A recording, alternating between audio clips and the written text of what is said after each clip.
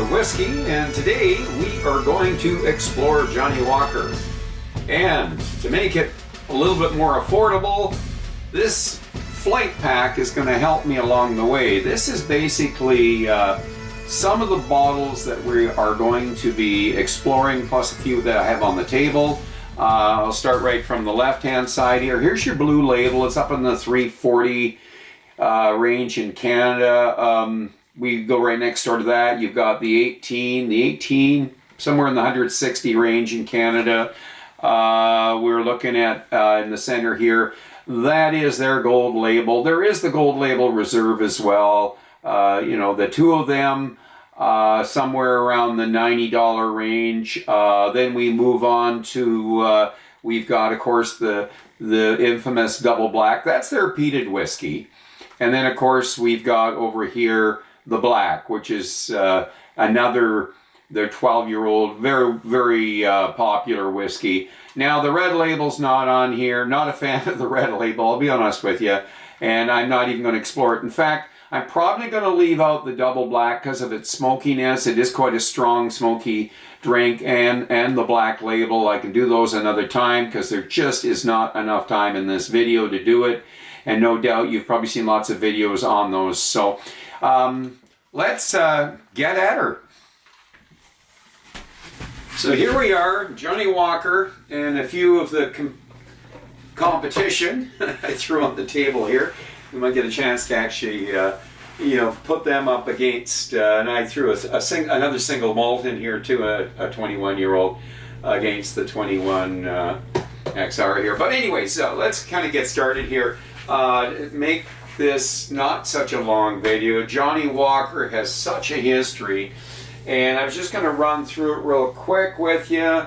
Basically, I've done histories. I've reviewed, I've reviewed Johnnie Walker before. It's part of a lot of the Diageo or United Distillers, DCL distilleries, and I've reviewed so many of them.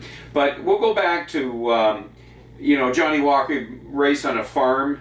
His dad dies in 1819, and the money from that farm went into the estate there, went into a grocery store which they purchased, and that eventually was where Johnnie Walker worked. Very young age, 16 years of age.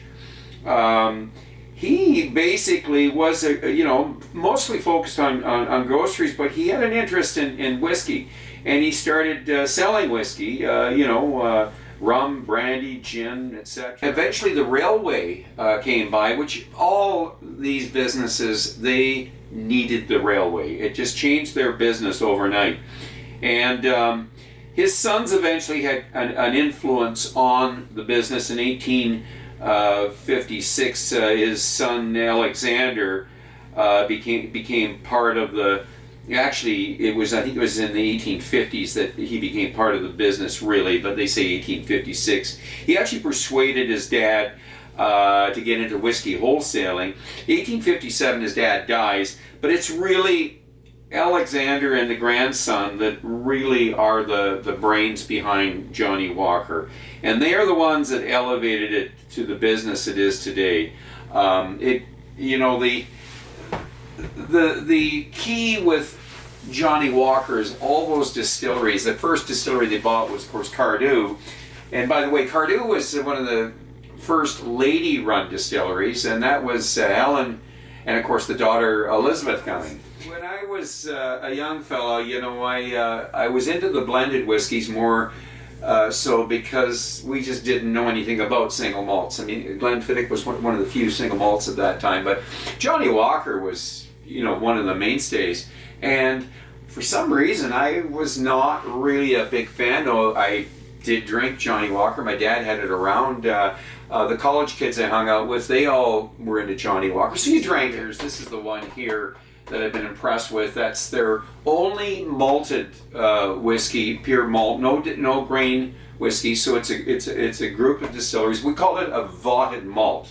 So if you took a bunch of single malts and mixed them together, you would have green label without any grain alcohol. Now, what I'm going to say here, the black label, it's their 12-year-old. The double black is their most smoky presentation.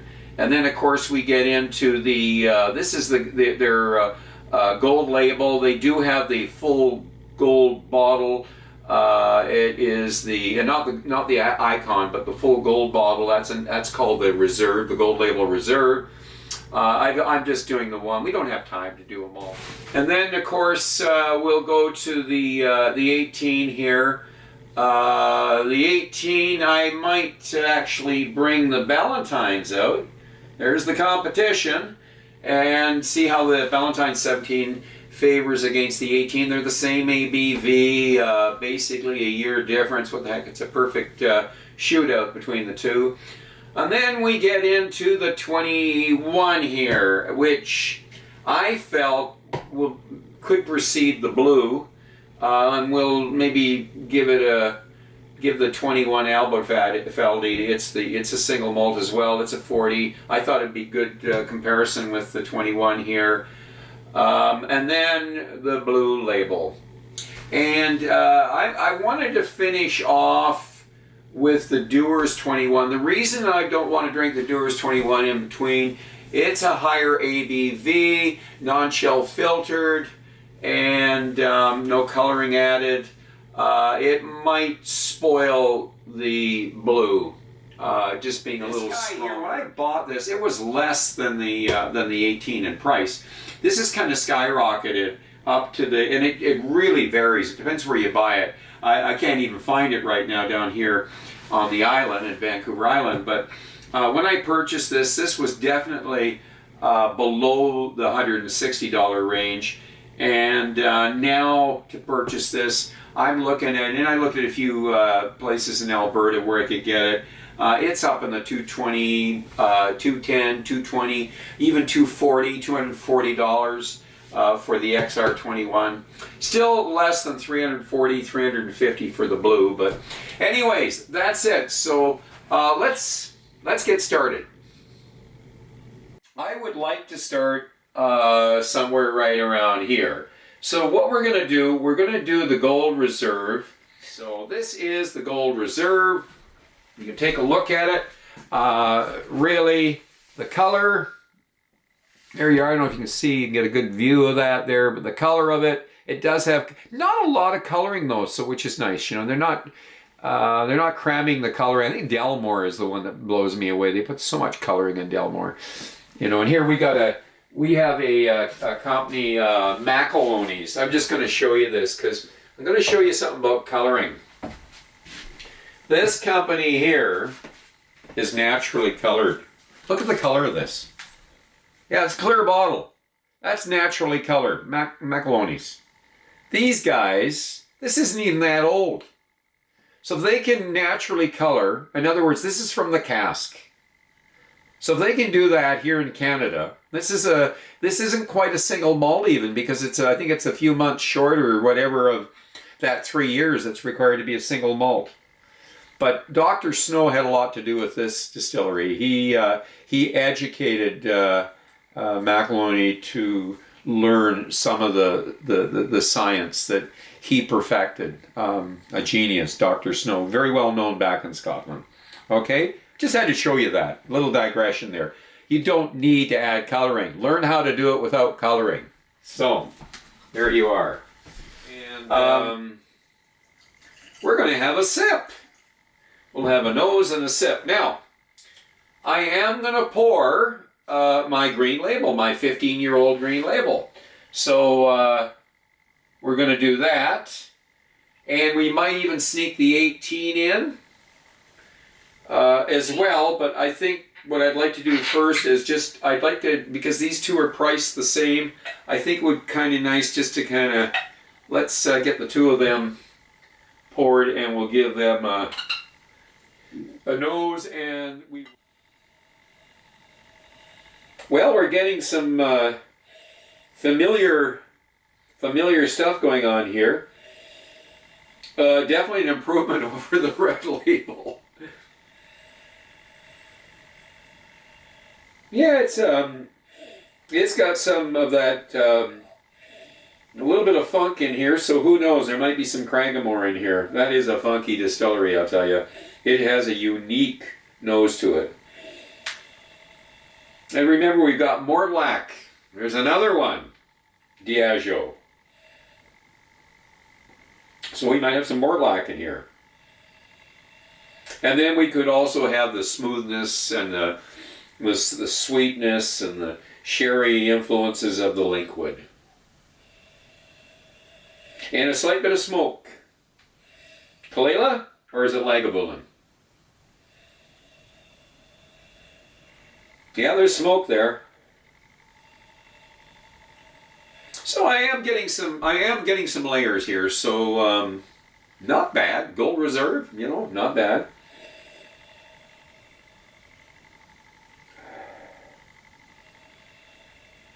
So a little bit of licorice.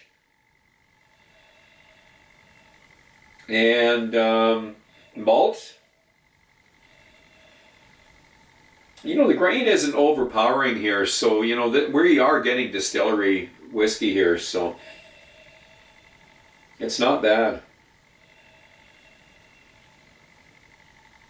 Okay, I'm gonna nose this. I'm just before I just want to see. Oh yes. So what I'm getting here, I'm getting worm tubs. I'm getting a little bit lighter on the smoke. This actually has a wee bit more smoke. I'm probably getting, gee whiz, I'm going to say, is it Lagavulin or is it Kalela? But it's not heavy smoke. This has actually got a little more smoke. I'm actually quite surprised. But you just had a little bit of that. It's probably the Cardew.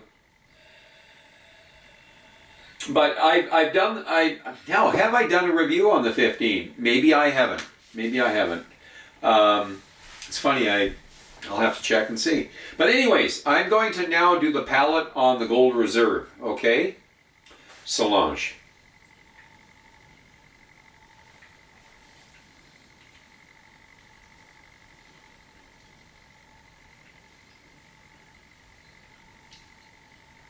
Boy, the peat is there. A little bit of spice. It's actually quite flavorful. I'm quite surprised because I haven't had the Gold Reserve before. This is a first.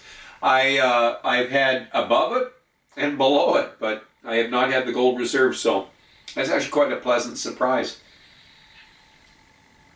Now, you know, if I was to compare it to, let's say, a Ballantines, Diageo does have some smooth whiskeys out there. This one actually has a bit of character to it.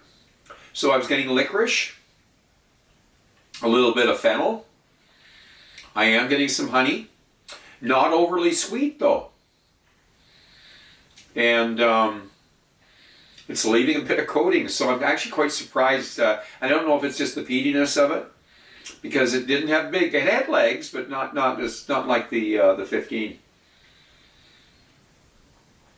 And I'm getting a little bit of the malt there, the grain, and maybe some apricots, and you know what? Maybe even some raisins going on here.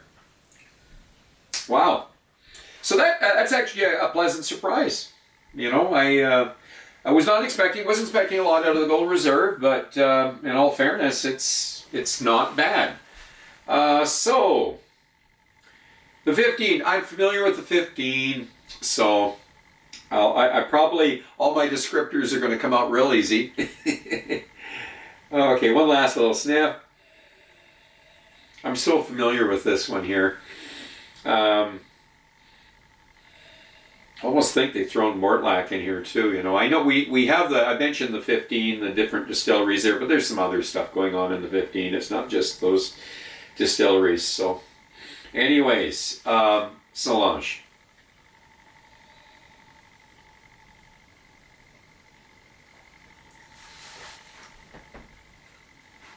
I'm finding a little sweeter right off the bat, just a bit sweeter. I'm getting, I am tasting a bit of the peat, but I am also getting the honey notes. It's fireweed honey, spicy. Slight coating on the mouth. I'm not gonna be cleaning my palate. I'm gonna run through this fairly fast.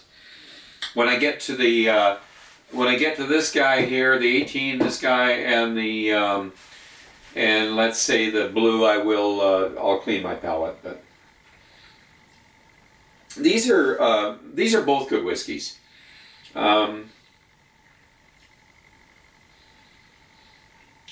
The sweetness, some pears, a little bit of smoke, a little bit of peat, grains, malt, wee bit of granola.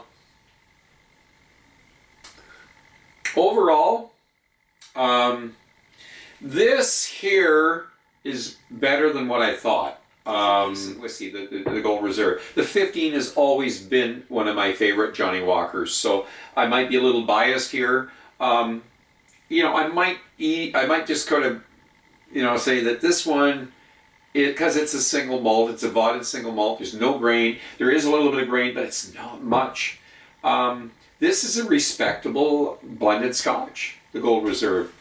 So I'm not going to give it a total thumbs down. I think it's a decent, it's okay. It's not, you know, it's a good, decent blended Johnnie Walker Scotch. So let's move on. We'll keep the 15 here. We're going to pour the 18.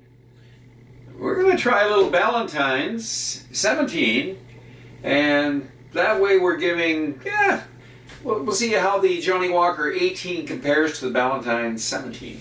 Okay, so let's pour ourselves the 17. And one thing that I can say about Ballantines bottles, they have gotten rid of the cork. So what we get is a cap. Reminds me of some of the Japanese whiskeys. I've got the Nikas and that. But anyways, this is the Ballantine 17. Price-wise, this guy is a little easier on the pocketbook than the 18. Okay? It's actually a little easier in the pocketbook than the 15 here. So, what did I pay for it? Yeah, 70... I think now what it was. 70, I did a review on it, 75-ish, somewhere around there, 75, 80. I think I got it on special in the 70s in Canada. So let's now go to the 18, and we will, 18 Johnnie Walker. Very light coloring, if you can see there. I don't know how much coloring they're putting in this. It doesn't look like a lot of coloring to me. It could be there's very little coloring in that. It's 18 years. There will be a little bit of grain in it, but in all fairness, that's not that bad, you know, for coloring. So, okay. This is Johnnie Walker 18 Solange. Oh, first let's give it the nose.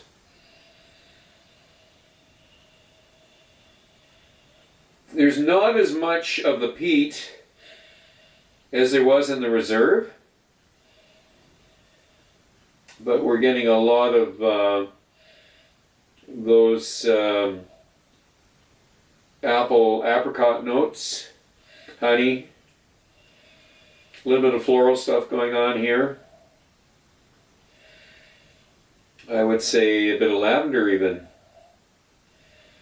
Lilacs maybe is what I meant, pardon me, lilacs. And yeah, a wee bit of licorice in the background there. And some malt notes. Yeah, okay.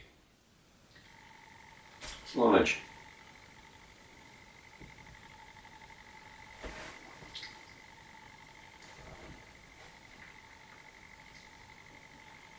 Well, it's a light drink.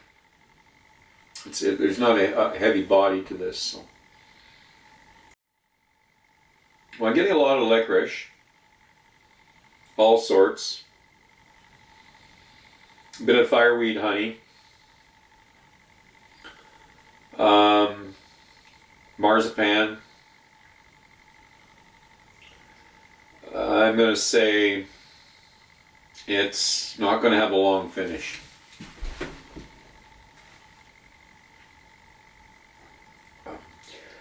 You know, it's a $160 drink. I mean, if somebody poured me this, I'm going to enjoy it. But it's thin. There's not a lot of complexity to it. When I look at what you pay for the Gold Reserve, I don't know. They've aged this 18 years and they've made it thin. Very short finish. 18. Johnnie Walker 18. Okay, Ballantines. A little more smoke there. And, you know, I've drank a little bit of this, so. This is one of the older Ballantines, by the way. It's not a new Ballantines, is what I'm saying, for 17, so.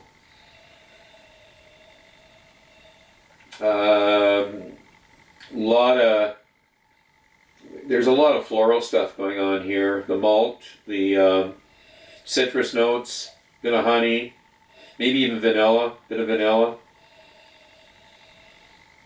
It's got a decent nose. It's got a stronger, definitely more nose here than on the 18 there. So the 17 Ballantine seems to have a little bit more nose to it. So.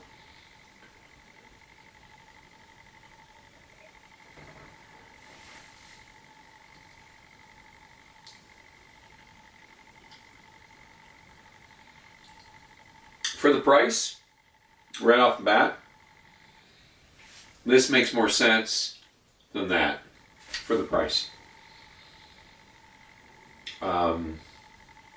There's nothing wrong with that, Johnnie Walker. If it was priced the same as this, it would, you know, it might even eke it out. I don't know, but I'm really bent on the price of what you're paying for that 18-year-old Johnnie Walker and what you're paying for the Ballantines. So let's put it in perspective. How much different are the two? This could be even a little more body than what you're getting here with the Johnnie Walker. It's half the price, so less than half the price. This makes more sense than this for the price. That's all I'm saying. That the dollar value of these whiskeys plays a part in how I look at scoring them, but you know, just common sense.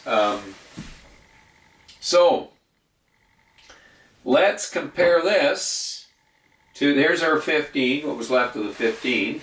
So back to the 18. And by the way, the legs have all disappeared. I have drops. They're thin legs, okay?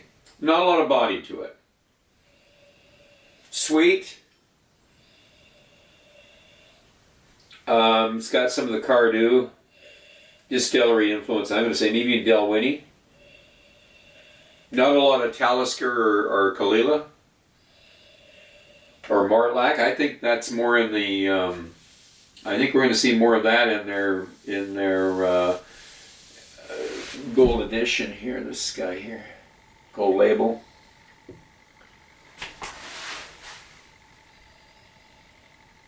I mean, it's got a nice nose, but let's get to the palate.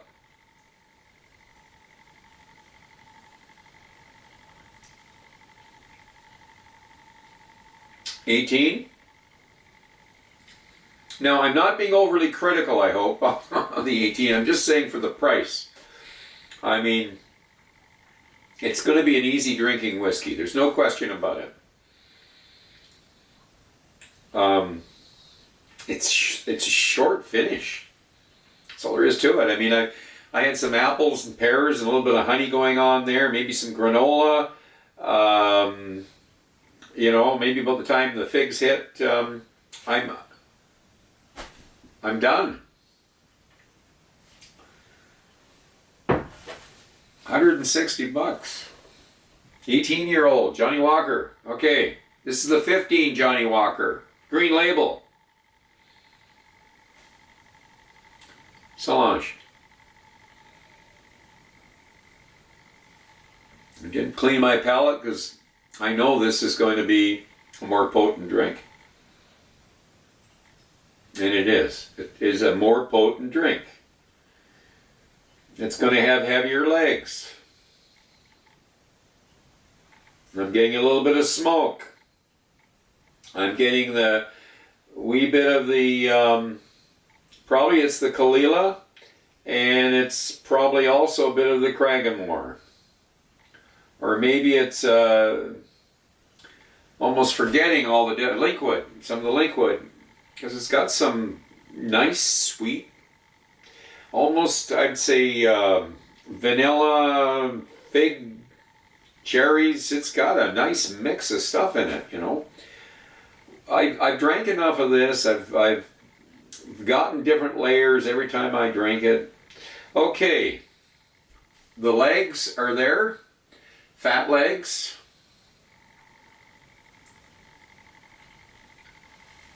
Longer finish.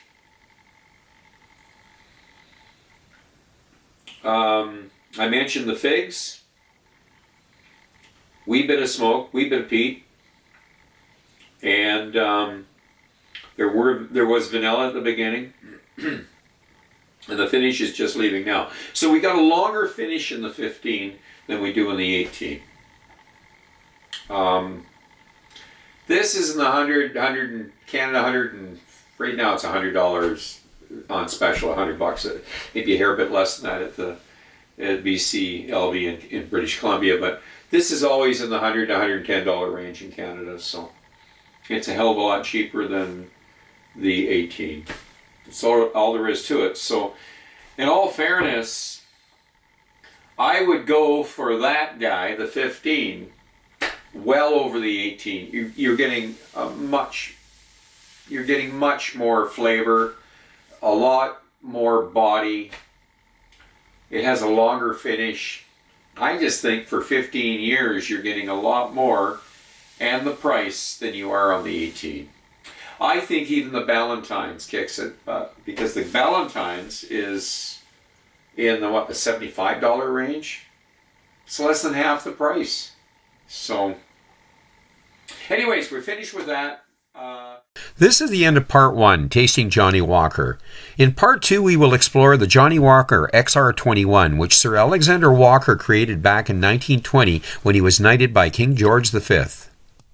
Then we will explore the Johnnie Walker Blue Label, where they tell us this is the best of the best. In fact, only 1 in 10,000 casks is deemed worthy of going into this blend. We will then compare it with the competition, the Single Malt Aberfeldy 21-year-old and the blended Dewars Double 21-year-old. So, okay, I'm going to ask you to drink wisely, drink intelligently, and do not drink and drive. And until the next time, Solange.